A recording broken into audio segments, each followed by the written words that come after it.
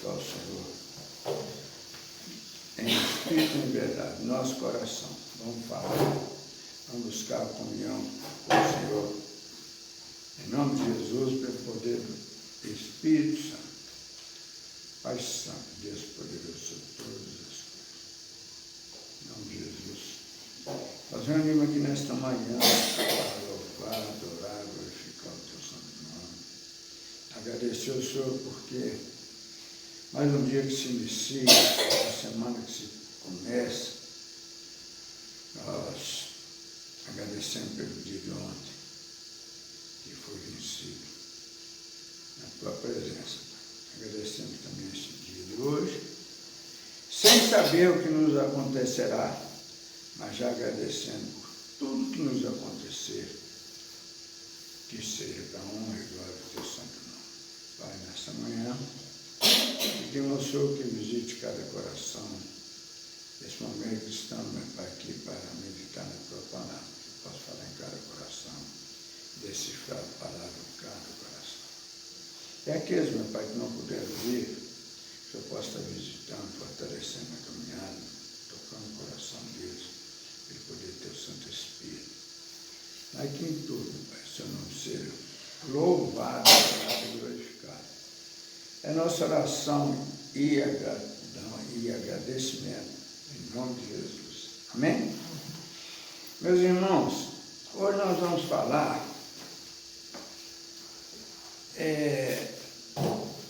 num órgão que nós temos, todos nós temos no nosso ser, mas é um órgão que intocável, ninguém pode tocar.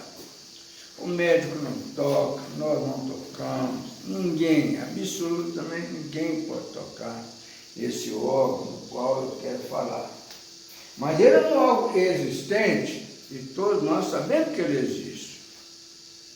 Por mais ignorante possamos ser, no sentido não da brutalidade, mas da ignorância, de ignorar,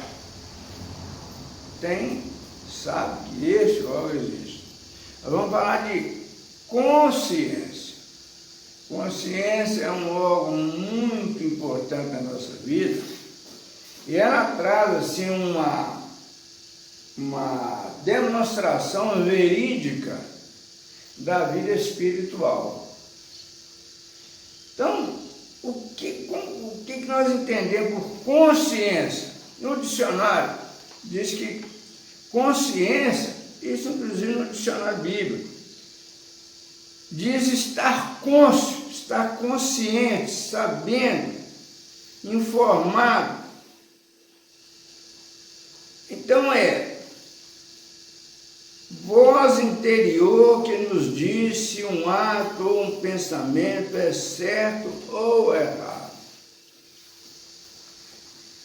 Que é consciência? Esse órgão invisível, intocável, que todo ser humano tem. No dicionário ele significa estar cônscio, estar ciente, porque é uma voz interior que nos diz, fala a nós mesmos, um ato ou um pensamento, se é certo ou é errado. Chama consciência. Pois é. Por isso, meus irmãos, nós precisamos de compreender a enorme e profunda riqueza da palavra bíblica. Porque a história bíblica, nós vamos lendo, e a própria consciência vai nos mostrando o que aconteceu na história bíblica. E nós vamos caminhando para essa história bíblica, vendo cada fato acontecendo. Aí nós vamos fazer uma travessia consciente. Nós não vamos atravessar no sentido físico da palavra, nós vamos fazer uma transição consciente, quando nós saímos do Antigo Testamento e entramos no Novo Testamento. Nós não saltamos nenhum vale, não saltamos nenhuma ponte, não, absolutamente nada. Consciente mesmo, a história bíblica vai nos levando a uma transição, a uma transformação para uma nova vida. Interessante, né? Por isso que nós precisamos de entender como é profundo, como é importante nós ouvirmos a voz da nossa consciência. Que o Evangelho, que se diz Evangelho no sentido figurativo da palavra, que o Evangelho é o ensinamento de Jesus. O ensinamento de Jesus está presente em nossas vidas. Infeliz daquele que não tem a consciência dos ensinamentos de Jesus. Está totalmente mergulhado na escravidão das trevas e do pecado. No pecado, não no sentido ato do homem. No pecado, mas no sentido de não compreender qual a direção dele nesse mundo.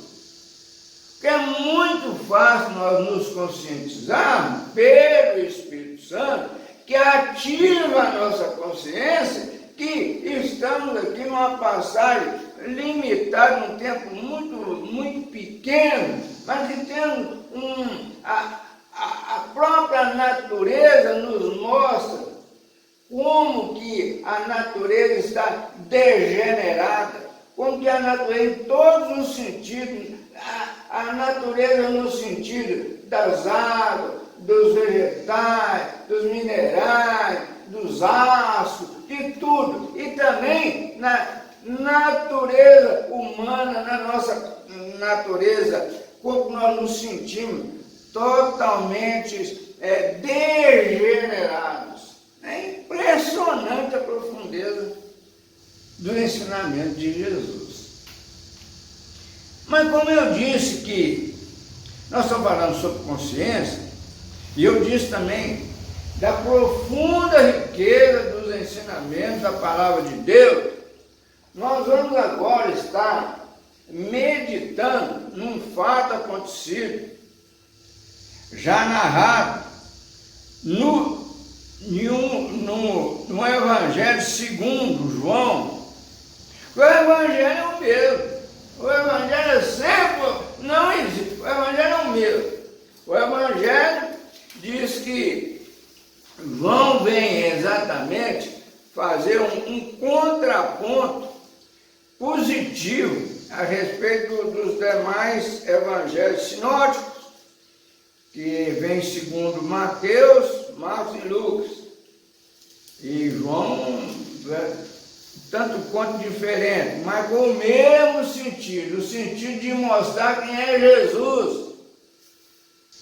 Mas, olha, então ele narra um fato, nós vamos, como que é profundo, como que nós precisamos estudar a Bíblia,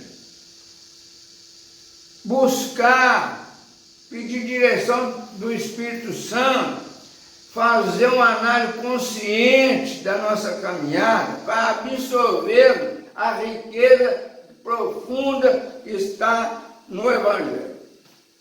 João capítulo 8, verso 1 a 11.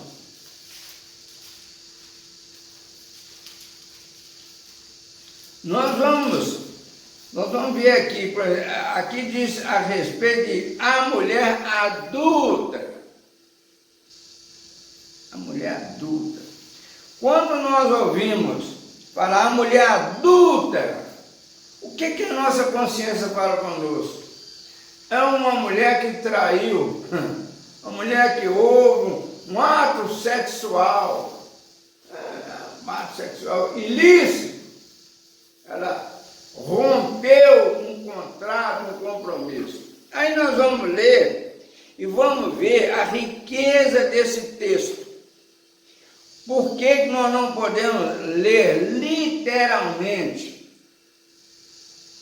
Porque existe uma diferença muito grande aqui do entender esse texto literalmente, como está escrito, e o que ele traz, a profundeza que ele traz, e aponta a nossa consciência.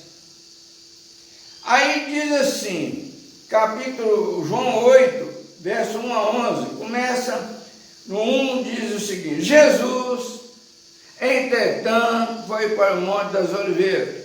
Está dizendo, João está dizendo que Jesus, em determinado momento, ele naquela reunião ali, com os apóstolos, com seus seguidores, seus acompanhantes, ele, de repente, ele foi para o Monte das Oliveiras. E ele, de madrugada, no Monte das Oliveiras, voltou novamente para o templo. E todo o povo ia ter com ele, e assentado os ensinava. Jesus sentado no templo, ele ensinava aquelas pessoas. Não ficando agarrado no templo.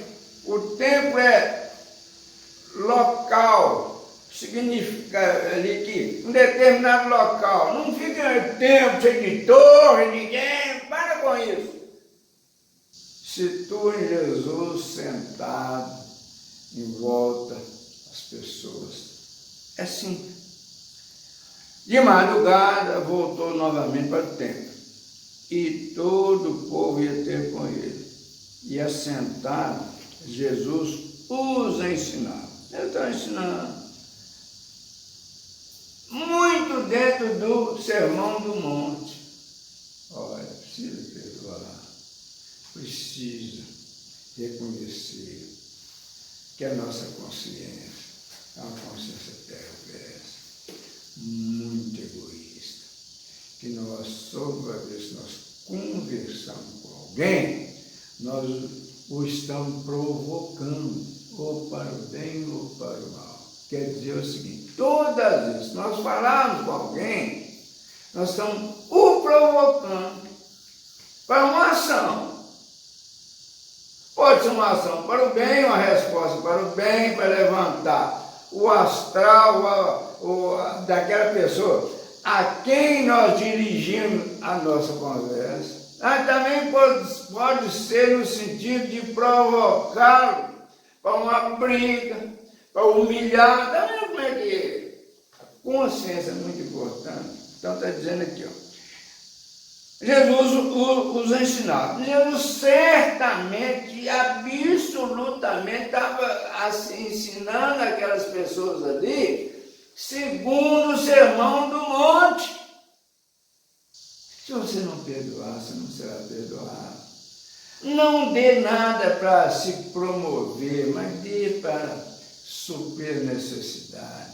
Não dê para a quem você quer dar, mas dá para aquele que precisa. Esse Sermão do Monte é uma profunda maravilha. Aí Jesus está me ensinando. Mas, de repente, aquela reunião um tanto quanto suspensa. Por quê? O verso 3 diz que os escribas e fariseus trouxeram à sua presença uma mulher surpreendida em adultério, fazendo-a ficar de pé no meio de todos. Vamos voltar aqui um pouquinho, lá no livro de Números, para ver a sequência como que a Bíblia é maravilhosa. Número 5.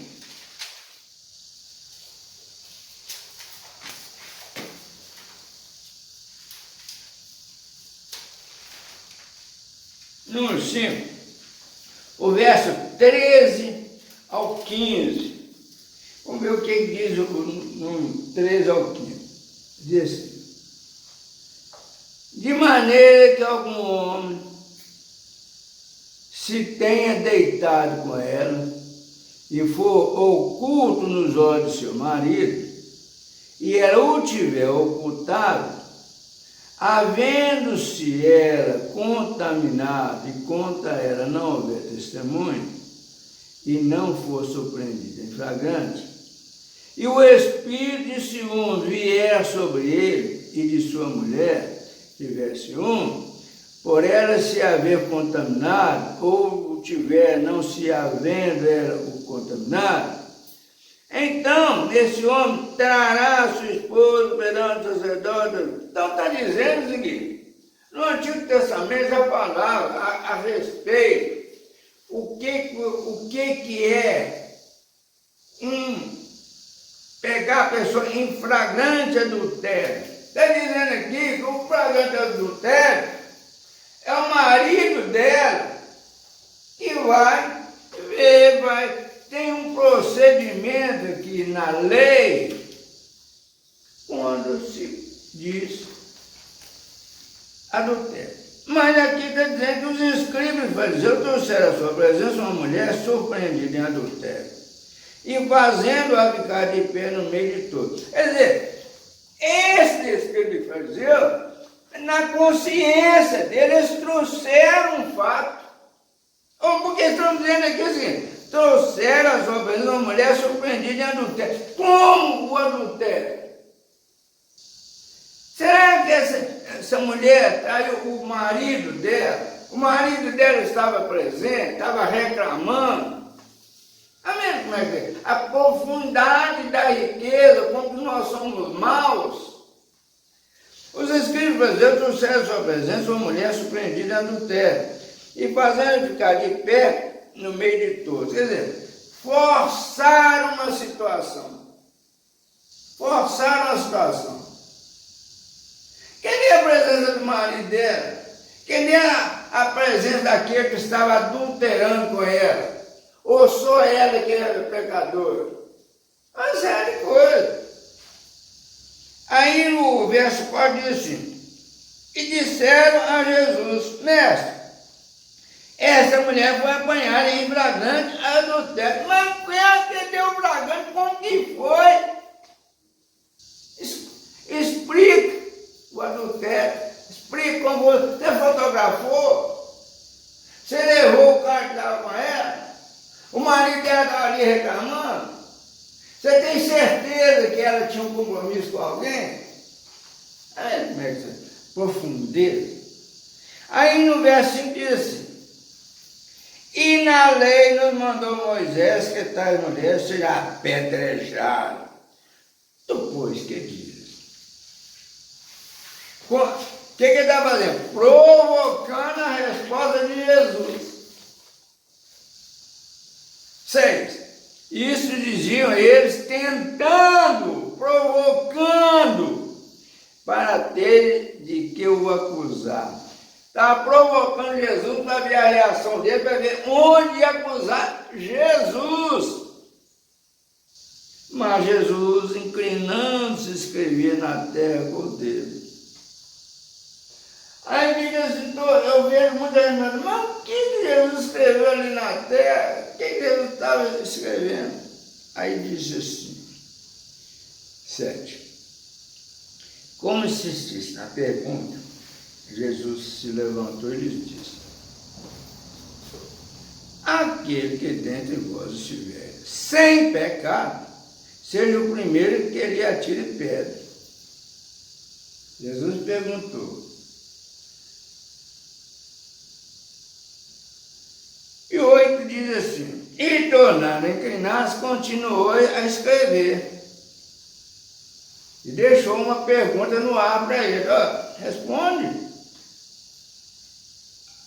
O questionamento anterior: aquele que dentre vós estiver sem pecado, seja o primeiro que lhe atire pedra.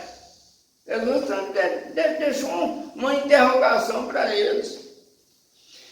Aí então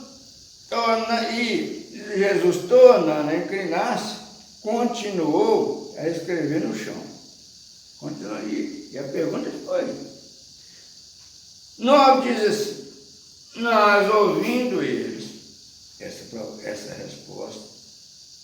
E acusado pela própria consciência, a consciência, acusado pela própria consciência, quer ele não tinha convicção, ele não tinha certeza, ele não tinha verdade, porque eles foram acusados. Foram se retirando um por um, a começar pelos mais velhos, até aos últimos, ficando só Jesus e a mulher no meio onde estava. Olha que profundidade. 10. Erguendo-se Jesus e não vendo ninguém mais além da mulher, perguntou-lhe: mulher, onde estão aqueles teus acusadores? E ele continuou: ninguém te condenou? Respondeu ela: ninguém, Senhor. Então lhe disse Jesus: nem eu tampouco. Nem Jesus condena. E nós não andamos condenando todo mundo. Todo mundo.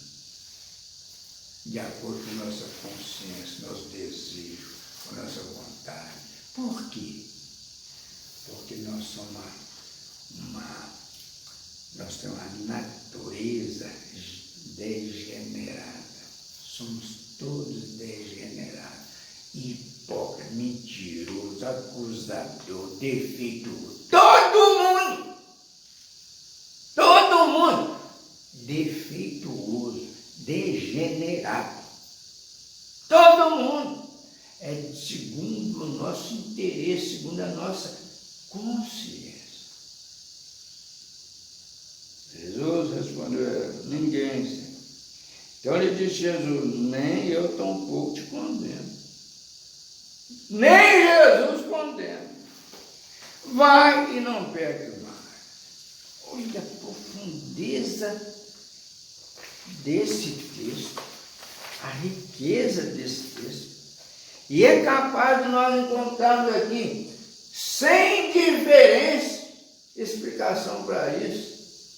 No sentido, não do adultério da mulher, nem da acusação dos escribas e fariseus, mas nossa própria consciência. Como que nós condenamos os outros, como que a nossa consciência é degenerada, como que ela acusa, como que ela defende aquilo que ela quer defender. Nós vamos nos conscientizar disso. Isso faz parte da natureza degenerada do ser humano. A natureza orgânica também está degenerada. Por que nós enfrentamos tantas guerras, tanta fome, tanta violência, tanta corrupção? A corrupção é um câncer social.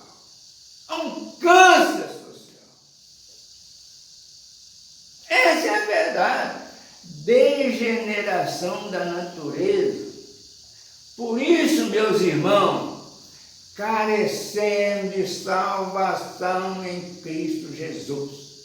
Não é pelo seu bem nascer, por sua boa família, sua condição intelectual, sua cor, seu porquê que você tem. Nada, absolutamente nada. Somos todos degenerados.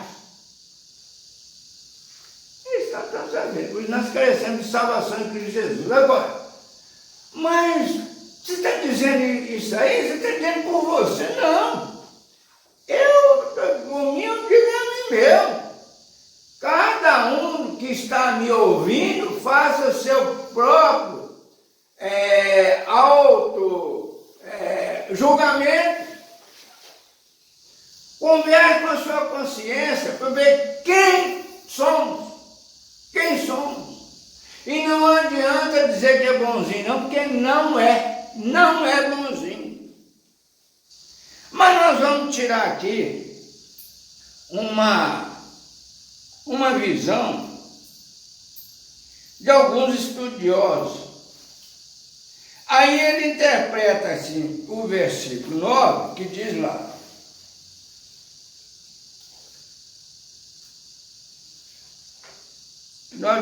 mas ouvindo eles essa resposta e acusado pela própria consciência, foram se retirando um por um, a começar pelos mais velhos até os últimos, ficando só Jesus e a mulher no meio de onde estava.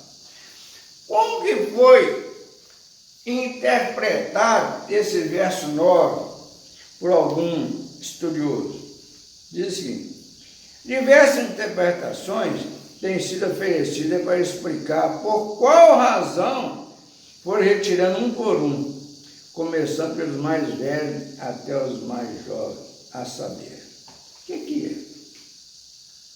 Os mais velhos, que certamente naquele momento ali seriam os mais importantes, foram retirando os jovens que ali estavam, foram dando espaço para eles saírem, ó. Depois, os jovens. E a vida é assim. Nós vamos caminhando, a nossa consciência vai nos embrutecendo, e a idade vai chegando, vai ficando cada vez pior. Esse que é o problema.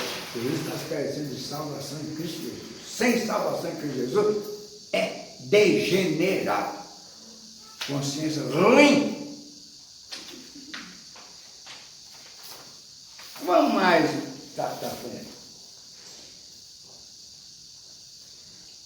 Várias causas que nos levam a fazer uma avaliação da profunda riqueza desse texto que nós acabamos de ler. Começa assim: por que eles saíram em ordem? Os velhos primeiro. Foi um artifício de consciência pensado para evitar qualquer suspeita, pois a retirada ordeira demonstraria certo desígnio, e a ordem da retirada não poderia indicar quem era o mais culpado ou menos culpado, visto que dependia da idade de cada um. Está vendo como é que nós estamos botando?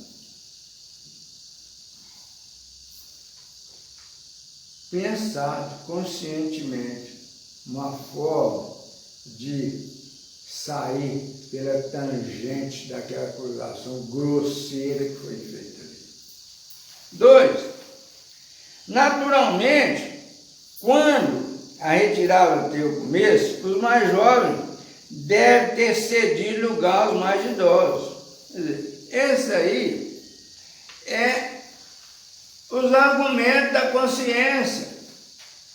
Vem da consciência. 3. Ainda explicando o verso 9. Os mais idosos, naturalmente, lembravam-se de maior número de pecados. Os mais idosos tinham mais tempo de lembrar mais dos seus pecados, a quantidade de pecados que ele tinha, parecido com aquele que eles ali foram acusar. E essa maior carga na consciência tê-los impelido a se retirarem primeiro.